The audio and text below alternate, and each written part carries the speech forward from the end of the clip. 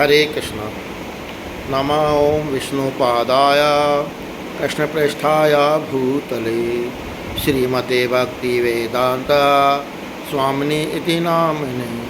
नमस्ते सारस्वते देवे गौरवाणी प्रचारिणे निर्विशेषा शून्यवादी पश्चातदेशतारिणी। जय श्री कृष्ण चैतन्य प्रभु नित्यानंद श्री अद्वैत गदाधर श्रीवासादि गौर भक्तवृंद। नमो ब्राह्मण देवाय गो ब्राह्मण हिताय च जगदिताय कृष्णाय गोविंदाय नमो नमः। ओम अज्ञानतिमिरान्धस्य ज्ञानञ्जनाशलाकया चक्षुर्मिलितं येन तस्मै श्री गुरुवे नमः। हे कृष्ण करुणा सिंधु दीनबंधु जगतपते गोपेश गोपीका कांता राधा कांत नमस्तुते। तप्त कांचन गौरांगे राधे वृंदावनेश्वरी रघुवान सुते देवी प्रणमामि हरि प्रिया। हरे कृष्णा कृष्णा कृष्णा हरे हरे हरे रामा रामा रामा हरे हरे। जय हो श्रीला प्रभुपाद की जय हो। जय जय श्री राधे श्याम। हरे कृष्ण। आप सबका स्वागत है। आज हम एक टॉपिक पर चर्चा करेंगे जिसका सब्जेक्ट होगा कि गुरु में श्रद्धा और कृष्ण की शरणागति किस तरह से प्राप्त की जा सकती है। भगवत गीता का अध्याय नंबर 18 श्लोक नंबर 66 में भगवान श्री कृष्ण ने बोला है, सर्वधर्मानं परित्यज्य मामेकं शरणं व्रज अहम त्वां सर्वपापोभ्यो मोक्षयिष्यामि मा शुचः। अर्थात इसका मतलब ये हुआ, भगवान श्री कृष्ण कहते हैं कि आप सभी प्रकारों का धर्मों का त्याग कर दो और मात्र ओनली मेरी शरण में आ जाओ। मैं तुम्हारे जो भी पाप हैं उन सब पापों से तुम्हें मुक्त कर दूंगा और इसमें तुम्हें किसी तरह के डर या भय की आवश्यकता नहीं है। तो भगवान ने स्पष्ट रूप से बोला है कि आप सब धर्मों को त्याग करो और केवल अर्जुन को बोला ये, और वो अर्जुन को यही बोला कि ये मतलब जो ज्ञान गुह्यतम ज्ञान है, ये एक रहस्य है जो मैं किसी को नहीं बताया, तुमको बता रहा हूँ कि तुम सारे धर्मों को त्याग केवल मेरी शरण प्राप्त कर लो तो मैं तुम्हारा उद्धार कर दूंगा और तुम्हारे सारे पापों से तुम्हें मुक्त कर दूंगा। तो यह ज्ञान का एक गुह्यतम अंश है। यदि वैदिक साहित्य के सभी पहलुओं का विश्लेषण अध्ययन करें तो हम पाएंगे कि ज्ञान का सर्वोच्च शिखर क्या है। ज्ञान का सर्वोच्च शिखर कृष्ण की शरणागति लेना। और किस प्रकार की शरणागति की सुस्तुति की गई है, किस प्रकार की शरणागति ली जानी चाहिए। पूर्ण ज्ञान में समर्पण। जब कोई पूर्ण अवस्था को प्राप्त होता है तो हमें समझ लेना चाहिए कि वह वासुदेव कृष्ण ही सब कुछ है। तो पूर्ण ज्ञान का समर्पण बहुत ज़रूरी है और इसमें वासुदेव कृष्ण ही सब कुछ होते हैं। ब्रह्म संहिता में भी 5.1 में स्पष्ट रूप से बोला गया है, ईश्वरम परम कृष्णा सच्चिदानंद विग्रह आनंद अनादिरा गोविंद सर्व कारणम। गोविंद नाम से विख्यात कृष्ण ही, गोविंद नाम से विख्यात कृष्ण ही परमेश्वर है। ईश्वरम परम कृष्ण सच्चिदानंद विग्रह। उनका शरीर कैसा है? सनातन आनंदमय है तथा आध्यात्मिक। अनादिरादि गोविंदम सब कारणम। वे सर्वस्व के मूल स्रोत है। सब कारणों के मूल स्रोत कौन है? भगवान श्री कृष्ण। वे समस्त कारणों के कारण स्वरूप है। इनका कोई उद्गम नहीं है। सर्व कारण, अब हम देखते हैं सर्व कारण, ये किस चीज़ को सब सूचित करता है? क्या सूचित करता है सर्व कारण? कृष्ण, जो भगवान कृष्ण है, पुरुषोत्तम भगवान कृष्ण है, वो समस्त कारणों के कारण है। यदि हम यह खोजें कि हमारे पिता के पिता और उनके पिता और उनके पिता हमारे वंशज कौन है, तो इस प्रकार पुरानी जो परंपरा है, पुराने वंशज को खोज पाना हमारे लिए असंभव होगा। तो हम परम पिता श्री कृष्ण को पूर्ण परमात्मा तक अगर ये सारी मिल जाती है तो परम पुरुषोत्तम भगवान तक हम पहुंच जाएंगे। अगर हमको पता मेरे पिता कौन है, पिता के पिता कौन है, उनके बाबा कौन है, बड़े कौन है, आगे तक पहुंचते जाएंगे तो द एंड पॉइंट आएगा वो भगवान श्री कृष्ण, जो कि परम पुरुषोत्तम है, वहाँ तक हम पहुँच सकते हैं। निसंदेह प्रत्येक व्यक्ति ईश्वर का तत्क्षण दर्शन करना चाहता है। मैं चाहता हूँ कि मैं भगवान के हाथ जोड़ दूँ, भगवान से भगवान मुझे आपके दर्शन दे दो, तो सब व्यक्ति भगवान का दर्शन करना चाहते हैं। किंतु हम इस योग होने पर तथा पूर्ण ज्ञान प्राप्त करने पर ही ईश्वर का दर्शन कर सकते हैं। दर्शन कैसे करेंगे? हमको पूर्ण योग्यता चाहिए उसके लिए, और पूर्ण रूप से उनका ज्ञान होना चाहिए, तभी हम ईश्वर का दर्शन कर सकते हैं। हम ईश्वर को अपने समक्ष वैसे ही देख सकते हैं जिस तरह से, कैसे देख सकते हैं? हम एक दूसरे को देखते हैं। जैसे मैं बैठा हूँ, आप बैठे हो, तो मैं आपको देख सकता हूँ, तो हम ईश्वर को ऐसे देख सकते हैं। पर उसके लिए क्या जरूरी है? हमको पूर्ण ज्ञान होना चाहिए, और क्या होना चाहिए? हमें इतनी योग्यता होनी चाहिए कि हम भगवान श्री कृष्ण का दर्शन कर सकें। और इसी पूर्ण योग्यता और पूर्ण ज्ञान को हम हमारे गुरुदेव श्री प्रभुपाद ने क्या बताया? श्री कृष्ण भावनामृत। कृष्ण भावनामृत का प्रारंभ कैसे होता है? अब कृष्ण भावना तो रहेंगे तो हमें पूर्ण ज्ञान और पूर्ण योग्यता प्राप्त होगी। पूर्ण योग्यता प्राप्त होगी तो भगवान श्री कृष्ण का हम दर्शन कर सकते हैं। जैसे हम आपका दर्शन कर रहे हैं, हम आपको देख सकते हैं। उसके लिए हमको कृष्ण भावनामृत होना पड़ेगा। और इसकी स्टार्टिंग कैसे होती है कृष्ण भावनामृत की? श्रवणम। स्टार्टिंग में हमको सुनना चाहिए। जो साधु संत हैं, प्रभुपाद की बुक्स है, उनके लेक्चर्स हैं, उनसे हमें सुनना चाहिए। स्वर्णम, प्रथम इसका स्टार्टिंग पॉइंट होता है स्वर्णम, कि हम सुने भगवान के बारे में। जो भगवद गीता तथा अन्य वैदिक साहित्यों के माध्यम से श्री कृष्ण के विषय में सुनना होता है। सेकंड होता है कीर्तनम।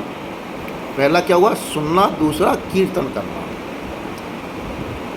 जिसमें हमने जो कुछ सुना है उसे दोहराना। मैंने सुना हरे कृष्ण कृष्ण कृष्ण हरे हरे, हरे राम राम राम हरे हरे। अब इसको मैं दोहराऊंगा। ये तो मैंने सुन लिया, अब मैं दोहराऊंगा मेरे मुंह से, तो ये क्या कहलाएगा? कीर्तन। तो प्रारंभिक क्या है? स्वर्णम, उसके पश्चात कीर्तनम। भगवान के विषय में सुनना और भगवान के बारे में कीर्तन करना, जिसमें हमने जो कुछ सुना उसे दोहराना था। कृष्ण के नामों कीर्तन द्वारा गुणगान करना होता है। कृष्ण के कीर्तन तथा श्रवण से हम सचमुच ही उनका संग को प्राप्त कर सकते हैं। भगवान का संग कैसे प्राप्त करेंगे? भगवान का बारे में सुनेंगे और उनका कीर्तन करेंगे, तो उनका हम क्या पा सकते थे? संग प्राप्त कर सकते हैं। क्योंकि भगवान कैसे कौन है? परम पूर्ण है। भगवान कौन है? परम पूर्ण, तथा अपने नामों, गुणों, रूप तथा अपनी लीलाओं से, नाम, रूप और लीलाओं से क्या है? वो अभिन्न है। नाम और लीला सब अलग नहीं, एक ही है। जो हम कृष्ण संबंध स्थापित करते हैं,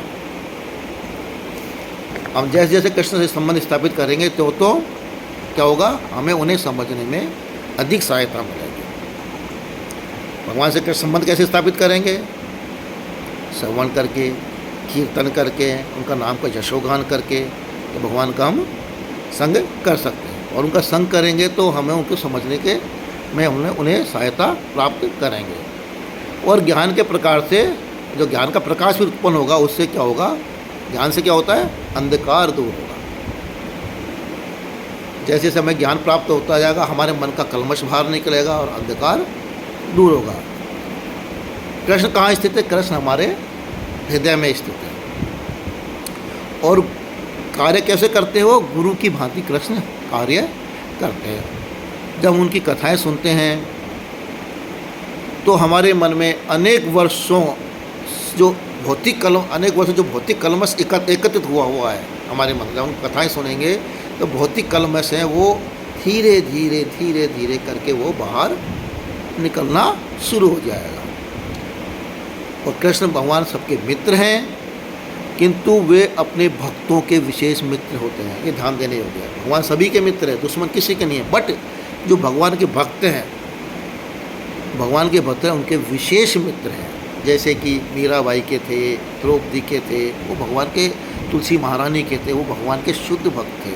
हमारे श्रील प्रभुपाद जी थे, तो उनके भगवान के वो परम मित्र थे, ठीक है ना। तो जो भक्त होते हैं उनके परम मित्र या विशेष मित्र होते हैं। जो ही हम उनको थोड़ा सा उन्मुख होने लगते हैं तो ही वे हमारे अंतः स्तर से अनुकूल आदेश देना प्रारंभ करते हैं। हम उनसे उन्मुख होंगे तो वो हमें अंतः स्तर से अनुकूल आदेश देना प्रारंभ कर देंगे, जिससे हम धीरे धीरे उन्नति करते जाएंगे। कृष्ण क्या है? आदि गुरु, स्टार्टिंग गुरु, आदि गुरु है कृष्ण। और जब हमारी रुचि उनके प्रति बढ़ जाती है तो हम किसी साधु या पवित्र व्यक्ति के पास जाना पड़ता है। जब हमारी अभिरुचि उनके प्रति बढ़ गई है भगवान के प्रति, तो हमें कहाँ जाना पड़ेगा? किसी साधु के पास में, या कोई पवित्र भक्त हो या पवित्र व्यक्ति हो, उनके पास जाना पड़ेगा जो बाहर से गुरु का कार्य करता हो। और इसका आदेश श्री कृष्ण ने स्वयं निम्नलिखित श्लोक में किया है। तो उस गुरु के पास जाएंगे अगर हमको आगे बढ़ना है। पवित्र गुरु होना चाहिए। और गुरु की पहचान कैसे करोगे? गुरु तो आजकल बहुत मिल जाएंगे, गली गली में गुरु बनने बैठे, भागवत कथा पढ़ रहे हैं, वो गुरु बन जाएंगे। कोई भी गुरु बन सकता है। और आपने सुने होंगे बहुत से एपिसोड ऐसे आए हैं जिनमें अपने आप को भगवान साबित कर देते हैं, गुरु बन जाते हैं, फिर वो जेल में जाते हैं।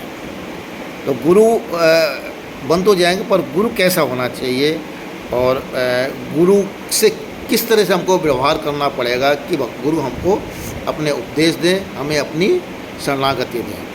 तो भगवत गीता का 4.24 अध्याय नंबर 4 श्लोक नंबर 34 में स्पष्ट रूप से लिखा हुआ है, तद्विधि प्रणिपातेन परिप्रश्नेन सेवया उपदेक्षन्ति ते ज्ञानम ज्ञान स्थिति तत्व दर्शनः। हम आध्यात्मिक गुरु के पास पहुंचकर सत्य को सीखने का प्रयत्न करेंगे, उनसे नम्रतापूर्वक जिज्ञासा करेंगे, उनको दंडवत करेंगे, नम्रता उनसे जिज्ञासा करेंगे और उनकी सेवा करेंगे। जो भी उनको सेवा है वो सेवा करेंगे, क्योंकि वो परम गुरु है। वो क्या है? सर्वसिद्ध है, उनको बहुत ज्ञान है। और तब वो हमें ज्ञान प्रदान कर सकते हैं, क्योंकि उन्होंने क्या देखा है? सत्य को देखा है। ऐसा गुरु होना चाहिए जिस सत्य को देखा है। तो उसको हम ऐसे दे, गुरु जी मेरे को ज्ञान दे दो। गुरु जी ऐसे ज्ञान नहीं देंगे। गुरु जी से ज्ञान चाहिए तो हम उनके पास, सत्य सीखना है तो उनके पास में हम कहेंगे तद्विधि प्रणिपातेन। सबसे पहले हम प्रणिपात करेंगे, उनको दंडवत करेंगे, प्रणाम करेंगे। परिप्रश्नेन सेवया, उनकी सेवा करेंगे। और फिर नम्रतापूर्व उनसे जिज्ञासा करेंगे, हमारे मन में जो भी है। उपदेशित ज्ञानम, उन्होंने क्या है? उनको ज्ञान का, उनकी नॉलेज है, और उन्होंने ज्ञान के तत्व का दर्शन किया हुआ है, तो वो हमें ज्ञान प्रदान कर सकते हैं, क्योंकि उन्होंने सत्य का दर्शन किया हुआ है। तो हम ऐसे गुरु के पास हमें जाना चाहिए, जो कि हमारी जो भी अंदर की ज्ञान की बातें हमको दे सकते हैं, और उन्होंने जिन्होंने सत्य का दर्शन किया हुआ है। ये भगवत गीता के 4.34 में स्पष्ट रूप से भगवान श्री कृष्ण ने अपने उपदेश में दिया है। हमें ऐसा व्यक्ति चुनना आवश्यक है जिसकी शरण ग्रहण की जा सके। अब सवाल ये उठता है कि हमको कैसा व्यक्ति चुनना चाहिए जिससे कि हमें उनकी शरण ले सकें। निसंदेह कोई किसी की शरण नहीं जाना चाहता। हम में से जो कुछ भी थोड़ा ज्ञान रहता है उससे हम अपने आप को गर्वित महसूस हैं। थोड़ा, अरे मेरे को तो ये नॉलेज है, मेरे को वो नॉलेज है, मैं ये कर सकता हूँ, मैं भगवान क्या है, भगवान तो यूँ है, कुछ भी मतलब अपनी नॉलेज को अपने अनुसार ज्ञान कर सकते हैं। और हमारा भाव यह रहता है कि हम सोचते हैं मुझे ज्ञान कौन दे सकता है? मैं तो स्वयं बहुत बड़ा ज्ञानी हूँ, मुझे ज्ञान कौन देगा? ये आम इंसान की एक वो होती है कि मुझे ज्ञान कौन देगा, मैं तो स्वयं ज्ञानी हूँ। कुछ लोगों का कहना है कि आत्म साक्षात्कार के लिए किसी गुरु की आवश्यकता नहीं होती है। कुछ लोग ये कहते हैं कि हमको आत्म साक्षात्कार को गुरु की आवश्यकता नहीं है, हम बिना गुरु के ही आत्म साक्षात्कार कर सकते हैं। तो ऐसा संभव नहीं है, क्योंकि गुरु की आवश्यकता नहीं हो ऐसा हो जाएगा। किंतु जहाँ तक वैदिक साहित्य का प्रश्न है और जहाँ तक भगवद गीता, श्रीमद् भागवतम, उपनिषदों, जितने भी ग्रंथ हैं, धार्मिक ग्रंथ हैं, उनमें लिखा हुआ है किसी आध्यात्मिक गुरु की आवश्यकता होती है। अगर आपको वास्तविक ज्ञान प्राप्त करना है तो हमको एक अच्छे गुरु की आवश्यकता होती है जो किसको कि इसकी नॉलेज हो। जैसे कोई इस भौतिक जगत में कोई सोचता है कि मैं संगीतज्ञ बनूं, उसे खोज कर तो संगीतज्ञ कैसे बनेगा, या कोई इंजीनियर बनना चाहता है, इंजीनियर कैसे बनेगा, उसके लिए उसको कॉलेज जाना पड़ेगा, अपने गुरु से शिक्षा लेनी पड़ेगी। ये तो है नहीं कि खुद बुक्स में पढ़ लिया कहीं बन जाएगा, उसको कहीं न कहीं उसके लिए गुरु बनाना पड़ेगा। स्वयं पढ़कर या सीख करके वो आगे नहीं बढ़ सकता है। जो पुस्तकी ज्ञान का व्यवहार है वो एक कैसा ज्ञान होता है? पुस्तक ज्ञान एक व्यवहारिक ज्ञान होता है।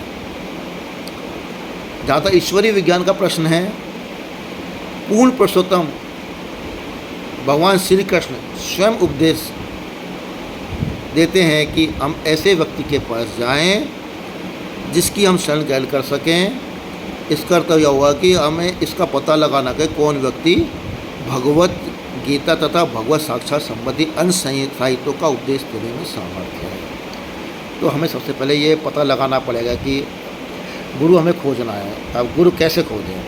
तो हमें पता लगाना कि वो भगवत गीता, भगवत साक्षात्कार और जो भी भगवान संबंधी जो भी सेवा पूजा सब उनके बारे में उसको पूरा नॉलेज हो, और वो एक शुद्ध भक्त हो, जैसे कि हमारे श्रील प्रभुपाद जी एक शुद्ध भक्त थे। तो इस तरह से गुरु की खोज करनी पड़ेगी। और जो हम भगवत गीता या भागवतम या और भी जो भी आपको एक मतलब परंपरा में जो ज्ञान आ रहा है उस ज्ञान का हमको उपदेश दे सकें। ऐसा नहीं है कि कोई ऊट पटांग ढंग से आध्यात्मिक गुरु खोज कर ली हमने, और हमें विषय को वास्तव में जानने वाले व्यक्ति को ढूंढने में अत्यंत गंभीर होना चाहिए। ये सोचना कि हमको गुरु बनाना है तो गुरु बनाने के लिए हमें काफ़ी गंभीर होने की आवश्यकता है। ऐसे नहीं है कोई भी आया ऐरा गहरा उसको हमने गुरु बना लिया, उसके बारे में हमने ना समझा ना। तो हम गुरु बनाने से पहले उसको अच्छी तरह समझें, उनकी क्वालिटी देखें, उनको कितना नॉलेज है, वो हमको क्या ज्ञान प्रदान कर सकते हैं, हमको कितनी भगवत में उन्नति कर सकते हैं, करवा सकते हैं। तो भगवत गीता के प्रारंभ में अर्जुन श्री कृष्ण से मित्र के समान बात करते थे।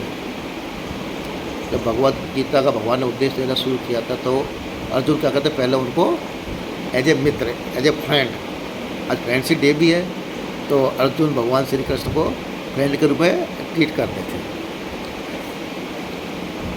और कृष्ण ये प्रश्न कर रहे थे कि योद्धा होकर वह किस तरह युद्ध से विमुख हो सकता है। भगवान से कहता है मित्रता के नाते कि मैं योद्धा भी हूँ और मैं युद्ध से भी विमुख होना चाहता हूँ। किंतु जब अर्जुन ने देखा कि मित्रतापूर्ण बातों से उनकी समस्याओं का कोई हल नहीं निकलेगा, भगवान समझे मित्रता से मेरे को सिखा नहीं सकता कोई भी चीज़ को, और इससे कोई समस्या का सॉल्यूशन भी नहीं होगा, और ये युद्ध से विमुख होना चाहता है, तो उन्होंने यह कहते हुए कृष्ण के शरण ग्रहण की। शिष्यत्यहम शादी माम त्वाम पपन्नमः। अब मैं आपका शिष्य हूँ, आपके शरण में आऊँ, कृपा करके मुझे उपदेश दीजिए। तो अर्जुन ने भगवान श्री कृष्ण से कहा कि मैं अब आपका शिष्य के रूप में आपके शरण ग्रहण कर रहा हूँ, आप मुझे उपदेश प्रदान कीजिए।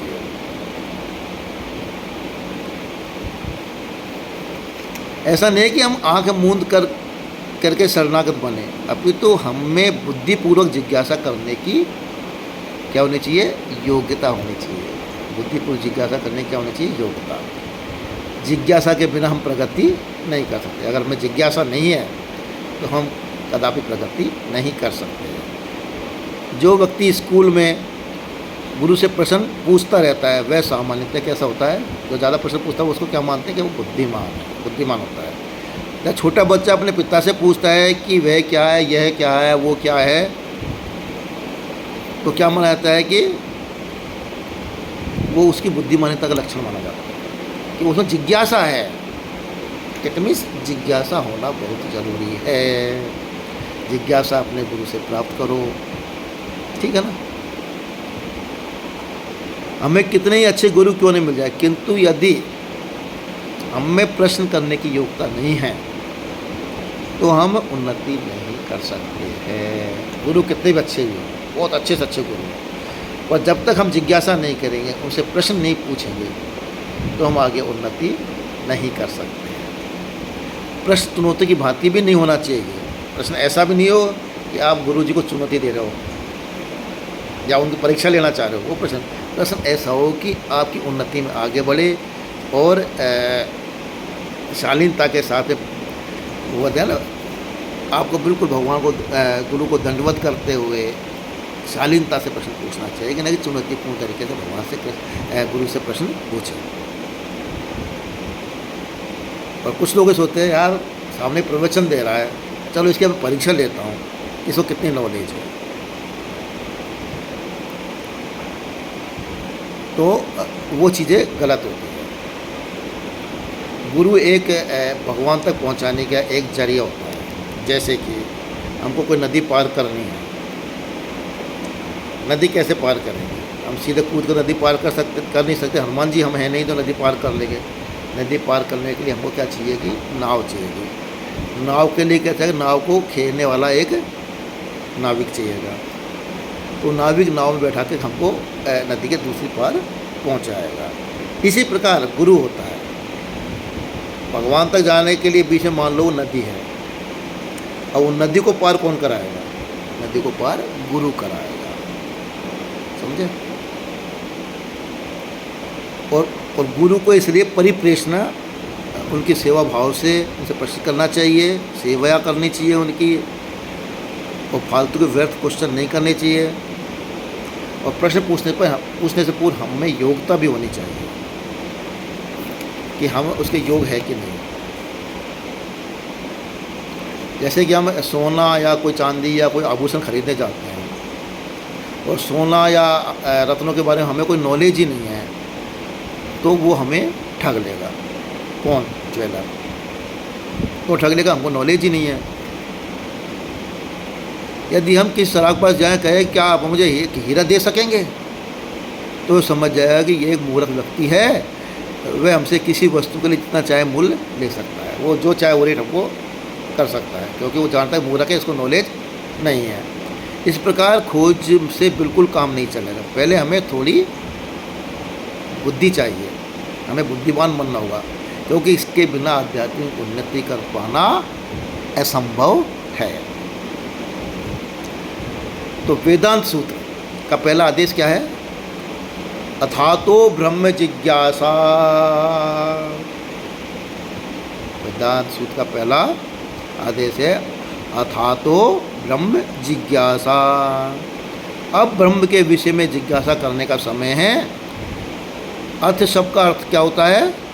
जो बुद्धिमान है और जिसने भौतिक जीवन की मूल हताशाओं को जान लिया हो, यह प्रश्न करने में समर्थ है। श्रीमद् भागवत में कहा गया है कि मनुष्य को चाहिए कि वह अपने आध्यात्मिक गुरु से उस विषय के संबंध में पूछे जो इस अंधकार के बाहर, अंधकार से परे हो।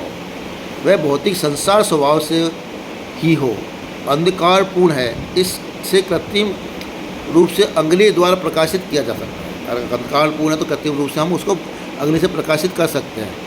हमारे प्रश्न उन दिव्य लोकों के विषय में होने चाहिए जो इस ब्रह्मांड के परे स्थित है।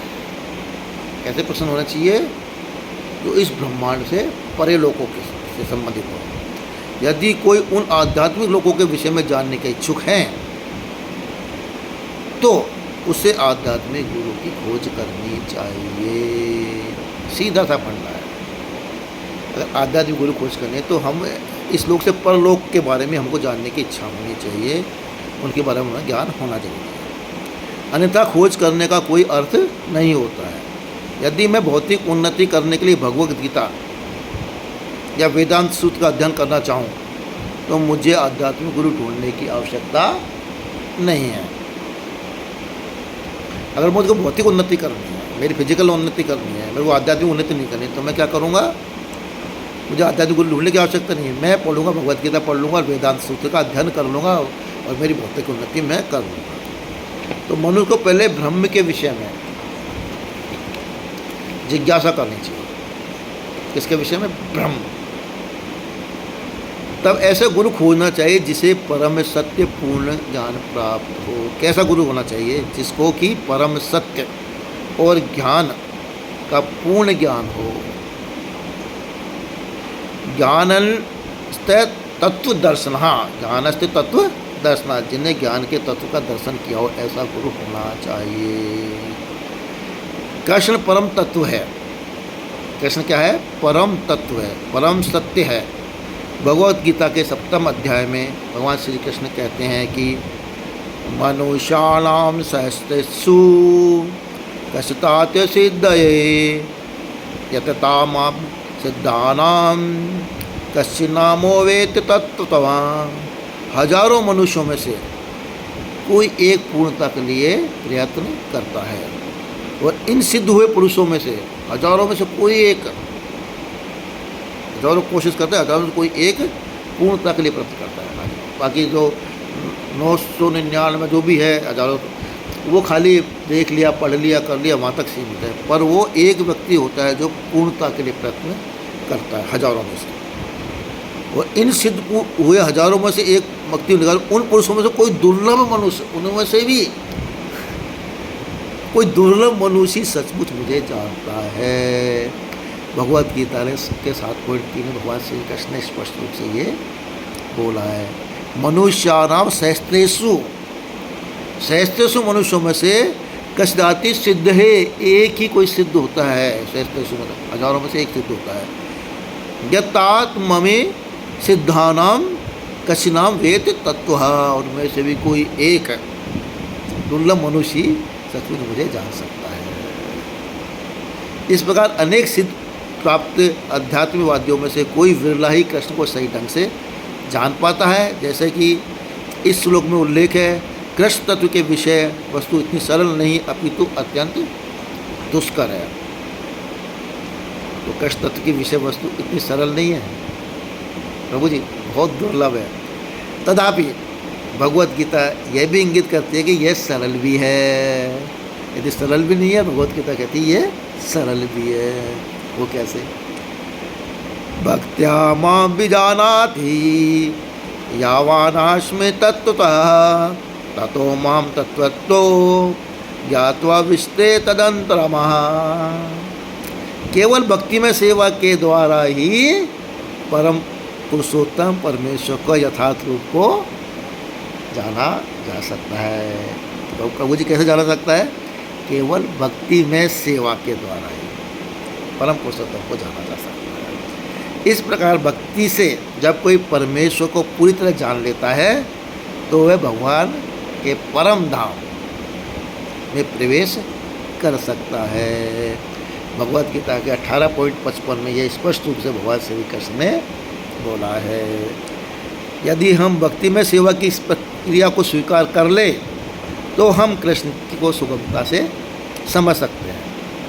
इससे हम कृष्ण के तत्व ज्ञान को पूर्णतः समझ सकते हैं और आध्यात्मिक जगत में प्रवेश करने के पात्र हो जाते हैं। जैसा कि भगवद गीता में बताया गया है, यदि अनेक जन्मों के बाद अंततः हमें कृष्ण की शरण में जाना ही है, जन्म जन्म लेते जाएंगे और अंत में भगवान कृष्ण के पास ही जाना है, तो फिर क्यों ना तुरंत ही ऐसा करें। इसी जन्म में क्यों भगवान कृष्ण के पास क्यों ना चला जाए? इतने सारे जन्म की प्रतीक्षा क्यों करें? यदि सिद्धि का अंत शरणागति है, सिद्धि प्राप्त करने का अंत क्या है? शरणागति। तो सिद्धि को क्यों ना तुरंत ग्रहण कर लिया जाए। तो प्रभु जी हमको बहुत सारे जन्म लेकर के अंत में जाना भगवान के पास में है। 84 लाख योनियाँ होती हैं, उन योनि से गुजर जाएंगे, तो क्यों ना हम इस योनि में ही भगवान की शरणागति ग्रहण कर लें। तो सिद्धि की क्यों ना तुरंत ग्रहण, तो इसलिए सिद्धि को हम तुरंत ग्रहण करें। निसंदेह इसका उत्तर यह है कि सामान्यतः लोगों को संदेह बना रहता है, कृष्ण भावनावत को एक क्षण में प्राप्त किया जा सकता है अथवा इसे हजारों जन्म जन्मांतरण के बाद भी प्राप्त नहीं किया जा सकता। तो कृष्ण भावना तो कैसे प्राप्त होते हैं? हम एक जन्म में प्राप्त कर सकते हैं, नहीं तो हजारों जन्म जन्मांतर लेते रहेंगे तो भी हम प्राप्त नहीं कर सकते। यदि हम चाहें तो कृष्ण के शरण में जाकर तुरंत महात्मा बन सकते हैं, किंतु हमारे मन में यह संदिग्ध अवस्था बनी रहती है कि कृष्ण वास्तव में परमेश्वर है या नहीं। हमारे मन में होता है भगवान परमेश्वर है या नहीं है, ये एक ज़्यादातर लोगों के मन में भ्रम होता है। अतः हम शास्त्रों का अध्ययन से इसे निसंदेह दूर करने में समय लग जाता है। शास्त्रों का अध्ययन करेंगे तो उसमें बहुत टाइम लग जाता है। तो उसके लिए क्या करना है? प्रमाणु गुरु के निर्देश में, जो प्रमाणिक गुरु होता है जिसने तत्व ज्ञान को प्राप्त किया है, उसके निर्देश में भगवत गीता का अध्ययन करेंगे तो निश्चित रूप से हमारे संदेह दूर होंगे और हम ठोस प्रगति को प्राप्त कर सकते हैं। ज्ञान की अग्नि सारे संदेश तथा सकाम कर्मों को जलाकर राख कर देती है। जो ज्ञान की अग्नि है वो सारे सकाम संदेहों को जला करके क्या कर देती है? भस्म कर देती है। सत्यदर्शी सत्य की जिज्ञासा करने के फलस्वरूप जो फल प्राप्त होता है उसकी सूचना श्री कृष्ण इस प्रकार देते हैं। यज्ञात्वा न पुनर्मयमं या शशि पांडवः येन भूतानि शेषानि दक्षस्य तन्मत्यो मणि अपि चेदसि पापेभ्यः सर्वे पापकृतं सर्वं ज्ञान प्लेनेव व्रजनं संतरिष्यासि।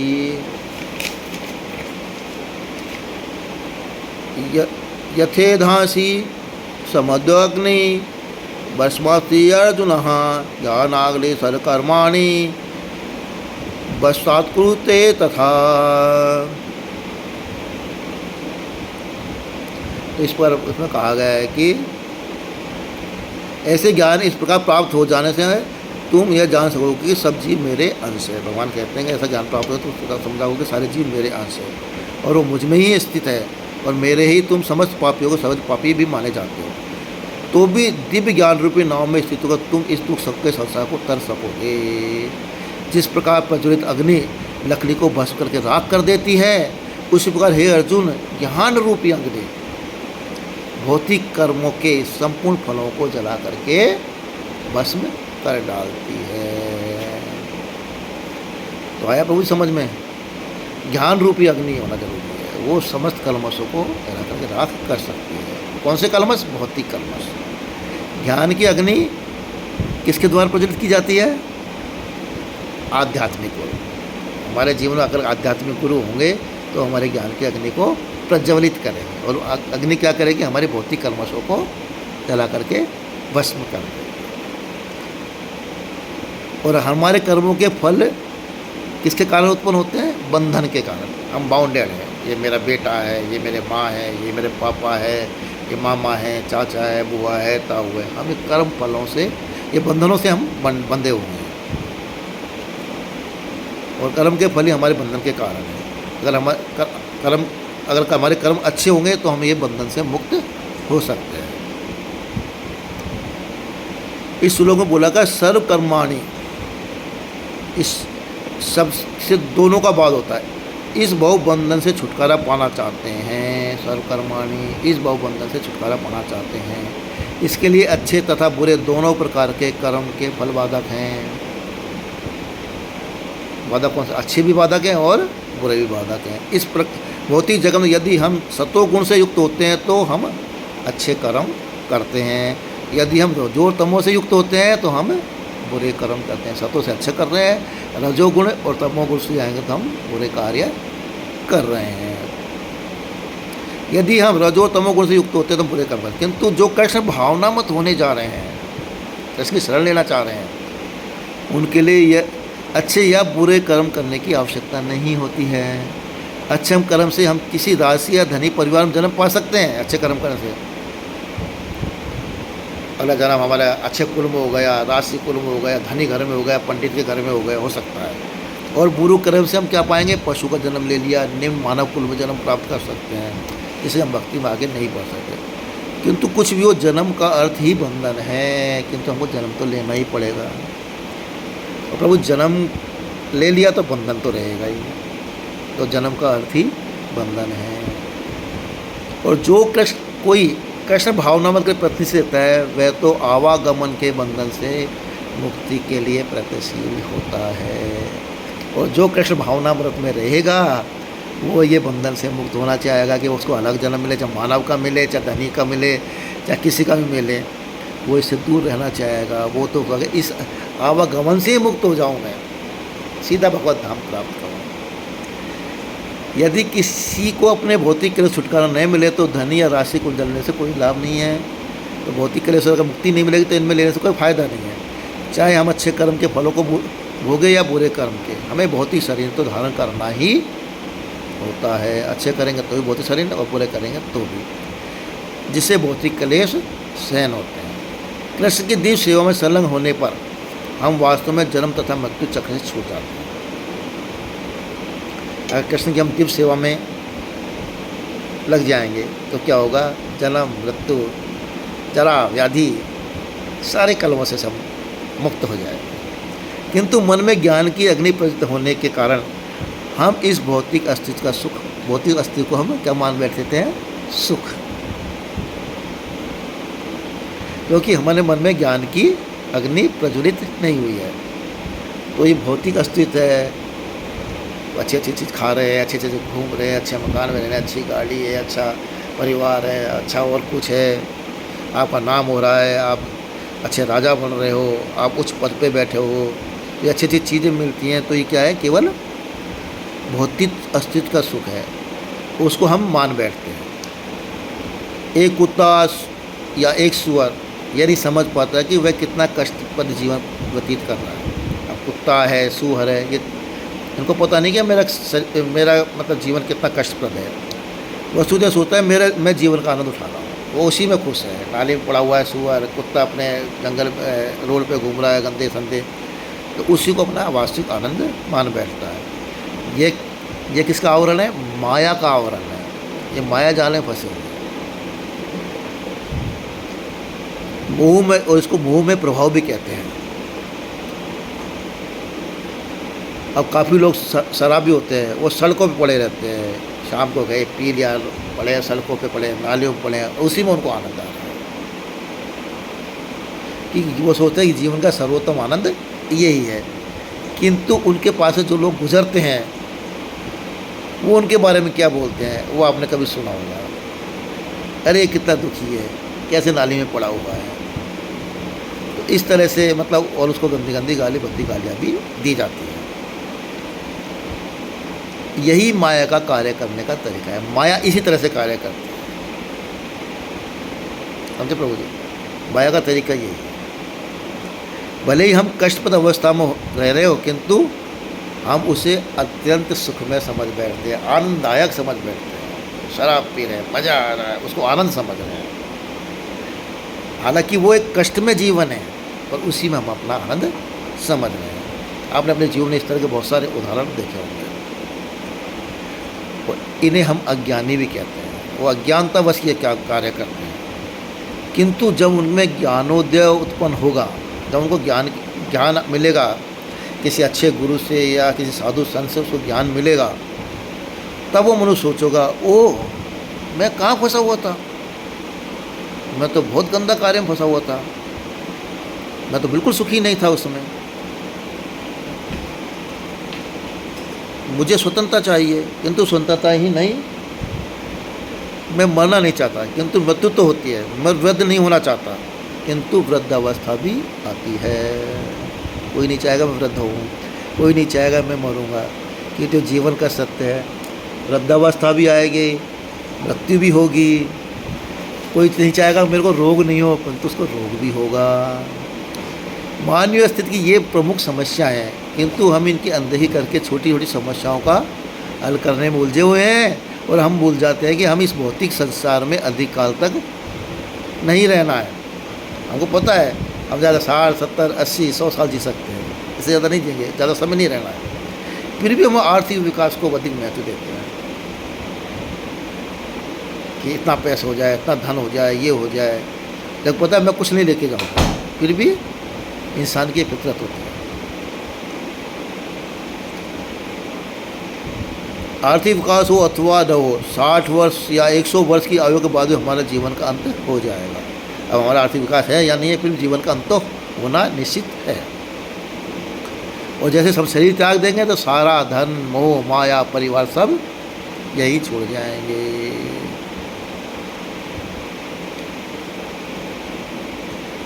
तो प्रभु जी, मेरा कहने का तात्पर्य ये है कि कृष्ण भावना मत और सच्चे गुरु की तलाश, जो हमको परम सत्य का ज्ञान प्रदान कर सके और हमें बता सके कि हम भगवत धाम किस तरह जा सकते हैं, हम जीवन मृत्यु का छुटकारा कैसे प्राप्त कर सकते हैं। हरे कृष्णा। आज के टॉपिक को मैं यहीं समाप्त करना चाहूँगा।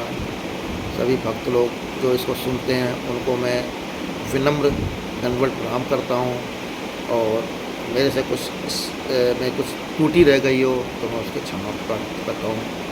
ये मेरा पहला था। हरे कृष्ण, हरि बोल। हरे कृष्ण कृष्ण कृष्ण हरे हरे, हरे राम राम